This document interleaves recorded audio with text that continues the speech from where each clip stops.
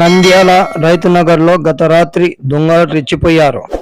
Shivasai green homes లోని TDP నేత కోదండరెడ్డి ఇంట్లో లక్షల విలువైన 30 తులాల బంగారు ఆభరణాలు, 15,000 నగదును అపహరించారు.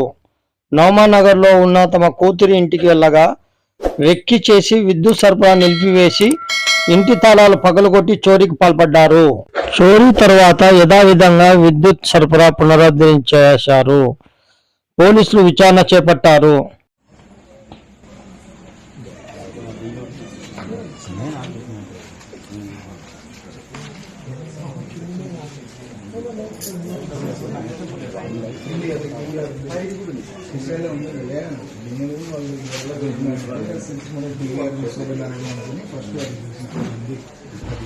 దాంట్లో రికార్డ్ అవసరం